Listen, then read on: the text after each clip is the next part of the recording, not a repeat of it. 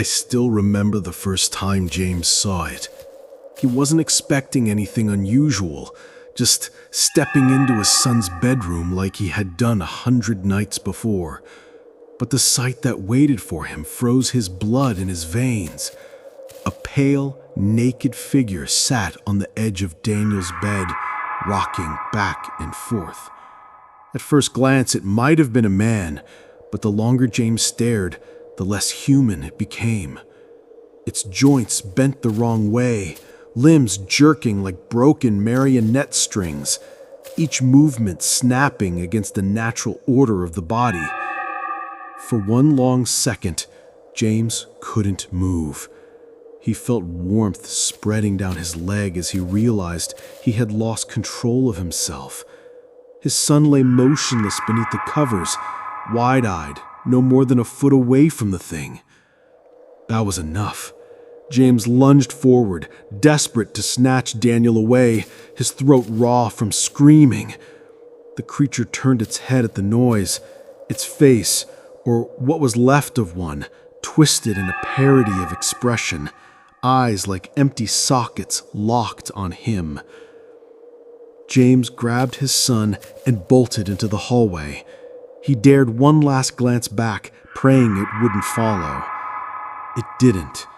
Instead, with a sickening, stop-motion lurch, the Sandman skittered to the window, pulled itself through the curtains, and vanished into the night.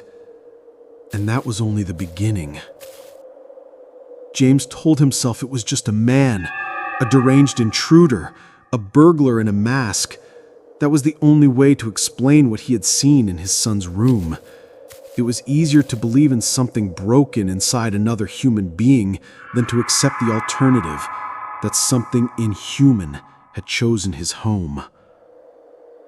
The police didn't press him for details. He echoed Daniel's version of events, a simple story about a masked man slipping into the house. They wrote it down, nodded politely, and left him with nothing but doubt.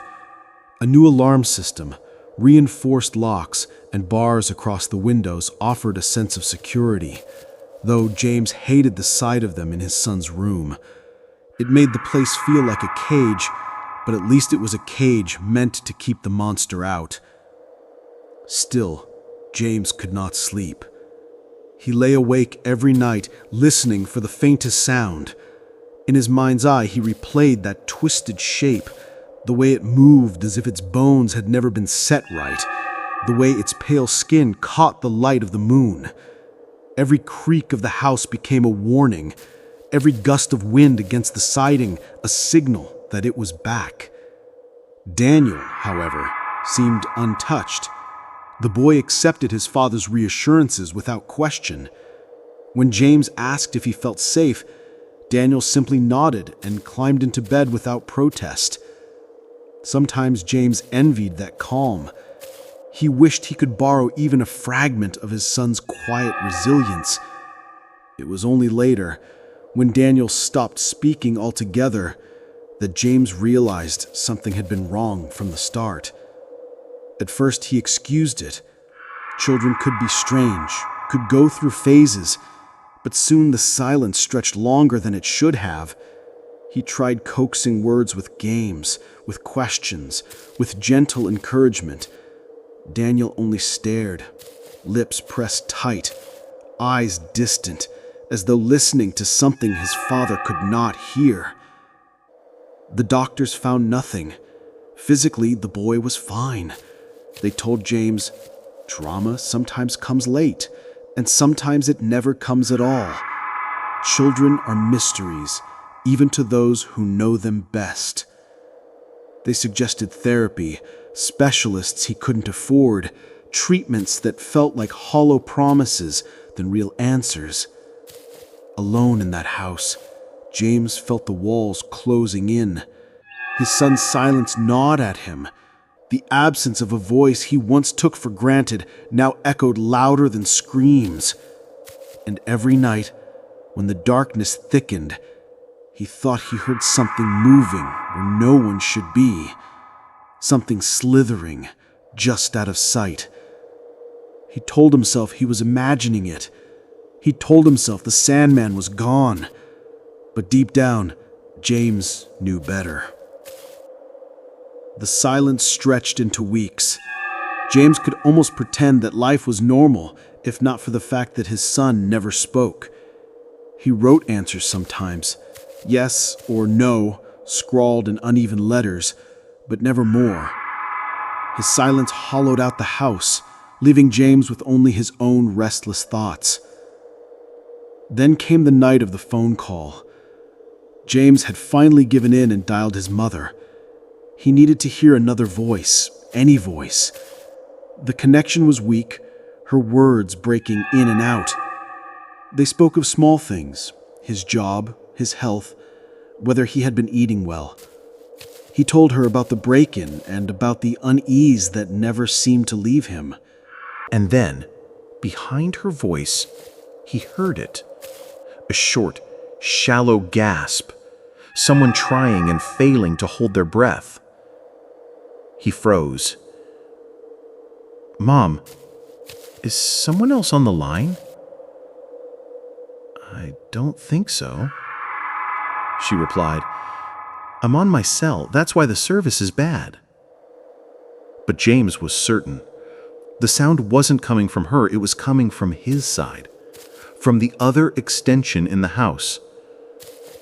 The receiver slipped in his hand. He dropped the phone and sprinted down the hall into the garage where the spare handset sat. The line was empty, silent, undisturbed. No one should have been there. Yet James could still feel the phantom breath curling against the back of his neck, as though something had been listening all along. The next morning, he ripped the phone jacks from the walls and sealed them with rubber cement. Daniel watched, curious but wordless, as his father dismantled their home piece by piece. James offered no explanation. What could he say? That something unseen was eavesdropping on them? That the Sandman had never truly left? That night, James lay awake in the dark, every muscle tensed, ears straining for the faintest sound. And when it came, a slow, deliberate slithering across the floorboards, he realized the truth he had tried to deny. The Sandman was still inside.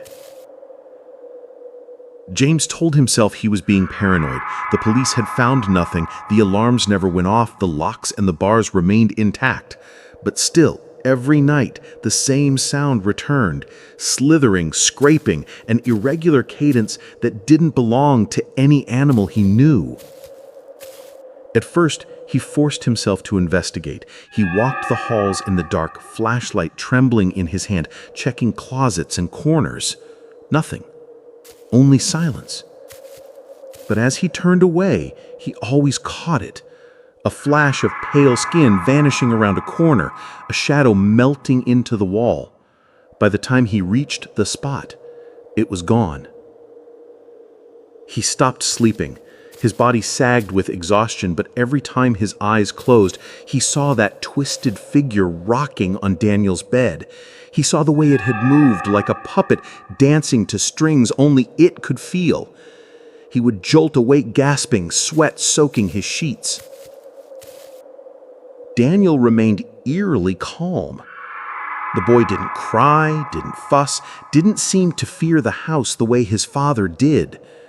When James reached out for him, desperate for some sign of fear or recognition, Daniel would only smile faintly, place a small hand on his father's, and fall silent again. That silence was worse than screams. One morning, James tried something desperate. Dusting off an old stethoscope from his CNA days, he pressed the diaphragm to his son's chest. He needed to prove to himself that Daniel was still whole. But no heartbeat came through. Panicked, he adjusted, moved the stethoscope higher, lower, to the side. Still nothing. He tested it on his own chest. His own heartbeat thudded clear and steady. Back to Daniel. Silence. A sick thought gripped him. The Tin Man in The Wizard of Oz. A body, but no heart. He tore the stethoscope away, eyes wet, scooping Daniel into his arms. The boy stared back with bright, unbothered eyes. He even hugged his father, as though to reassure him. James hurled the stethoscope into the trash. It was broken, he told himself. It had to be. But deep down, he knew better. The house grew stranger. If James lingered too long in one room, he became convinced something lurked just beyond his sight. Going upstairs, he imagined pale figures crawling beneath the steps. In the hallway, he pictured something dragging itself behind the drywall, shadowing each step. If he sat too long in one place, he felt a presence directly behind him. Turning never helped. If nothing was there, that only meant it had moved again, just outside his vision. The paranoia consumed him. Days blurred into nights and nights into days. He stopped leaving the house except for groceries. He tore out every unused phone line, checked every lock twice, sometimes 3 times. He began searching the spare bedroom, convinced the thing was nesting there. It was an unfinished room, bare walls, no carpet, draft seeping in through cracks, the kind of place no one wanted to linger. James scoured every corner, pressed his face to the floorboards, checked the ceiling for signs of movement. Nothing. Yet he knew it was there. Then came the night. He heard Daniel's voice. He had stopped his nightly check-ins, telling himself he was giving the boy space. But as he passed Daniel's door, he froze. His son was speaking. Clear, full sentences. Relief surged through him, only to die instantly when he realized Daniel wasn't speaking to him. James pressed his ear to the door. The boy's voice was soft, answering questions. A second voice, distorted and low, slithered in between. James slammed the door open. Daniel sat upright in bed, lips sealed, eyes wide. Silence filled the room. James tore through the closet, ripped toys from their box, scattered clothes across the floor. He ran his hands along the bare walls, searching for seams, for hidden spaces. Nothing. Only Daniel's unblinking stare. He collapsed onto the bed, laughter bubbling up against his will. Exhaustion pressed down like lead. Maybe tomorrow, he thought, they would sleep in. Maybe tomorrow they would leave this cursed house. Maybe tomorrow things would feel normal again. But tomorrow never came. That night, brushing Daniel's hair back, James froze. Where his son's ears should have been was only smooth, blank skin. No wound, no scar, just absence. Both ears gone. He pulled Daniel closer, heart hammering, bile rising. He wanted to scream, but his voice caught in his throat. Daniel didn't fight, didn't even flinch. He only smiled faintly, as though this too was normal. James staggered into the hall, clutching his son. And there it was. The figure crouched at the far end, back turned, rocking slowly. Limbs stretched too far, shoulders hunched unnaturally. Not a man, not anything human.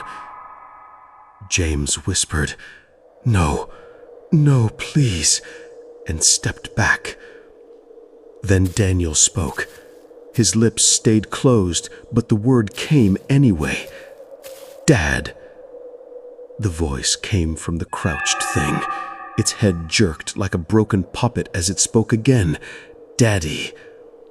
James nearly dropped his son. His mouth went dry. The Sandman lifted its face, empty sockets gleaming, its body twitching with every stolen syllable. And James realized the truth. Whatever this thing was, it hadn't just come to visit. It had come to collect. "Don't call me that," James whispered, clutching Daniel tighter. His voice cracked, more plea than command. "You're not his father. You're not family." The thing tilted its head, joints snapping with the motion. Its voice twitched and warped, flickering between Daniel's small tone and a deeper rasp. "But I am your family. I came because you wanted me. You were alone. You wished for a son, so I made one out of myself." James's stomach lurched. The words struck something deep, something he couldn't fully deny. Questions tumbled from the Sandman's broken mouth, each one like a nail driven into his skull. When is his birthday? What's his middle name? Who was his mother? Do you even remember his first word? James shook his head violently, tears blurring his sight. "Shut up! Stop!" He wanted to run, but Daniel's weight in his arms anchored him, reminded him of what was at stake. The Sandman rocked forward on its haunches, pale limbs twitching like strings pulled too tight. "You don't remember, because I never let you. He was never whole. He is only a piece of me. And now I need those pieces back." Daniel squirmed then, for the first time in weeks, opening his eyes wide. James nearly screamed. The sockets were hollow, empty holes where his son's gaze should have been. His mouth opened soundlessly, no voice left to give. Hair slipped from his head, strand by strand, vanishing before it touched the ground. His small hands sank into his sleeves as though his body itself was unraveling. "No! Give him back!" James fell to his knees, clutching the collapsing form. "Please take me instead!" The Sandman's distorted face twitched into something resembling a grin. "It is too late. He cannot exist without me. You knew this would happen, even if you refused to remember." James sobbed, rocking the pile of clothes that had once been his son. But already, even those were fading, threads pulling apart into nothing. Photos on the walls melted into blank frames. Toys disappeared from the floor. Daniel's presence was being erased, as though he had never been. James pressed his forehead to the floor, choking on grief, screaming until his throat tore raw. When he lifted his head again, the hallway was empty. Only the Sandman remained, crawling closer, its wet hand settling on his shoulder. And for the first time, James didn't dare to look at it. James staggered through the house like a ghost. Every trace of Daniel was gone. The toys, the photographs, even the small shoes by the door vanished. The doorway to his son's room had sealed itself, a blank stretch of wall where it once stood. He clawed at it until his fingernails tore, but there was nothing to open, nothing to return to. He begged the thing for answers, for mercy, but the Sandman only whispered, "They have already forgotten him. The neighbors, the doctors, even the police. Their memories were mine to keep. Soon, yours will be too." James collapsed in the hallway, broken. "Will I at least remember him?" he croaked, voice raw. The Sandman lingered at the edge of his vision. He felt its breath on his neck, though he dared not turn. You can try, but your mind will fail. All he was belongs to me again. The words carved themselves into his chest, deeper than any blade. When James finally dared to look up, he was alone. The silence of the house pressed down, heavier than stone. He searched his mind for Daniel's face, his voice, his laugh, but the memories slipped away like sand through his fingers. All that remained was the ache, hollow and endless, of something he could no longer name. And in that emptiness, a single truth whispered back. The Sandman had never left. A year later, James met Abigail. She asked him once if he had ever been married, if he had ever wanted children. His answer was always the same: no. And yet, when he spoke those words, there was a shadow in his expression, a silent grief he couldn't name. Sometimes she caught him staring at a blank patch of wall for minutes at a time, as though waiting for something to step out of it. She loved him despite his sleepless nights, despite the strange noises he swore he heard in the dark. But there were moments when she longed for a child of her own, that she thought she would do anything, absolutely anything, to have one. And it was in those moments that the Sandman stirred again.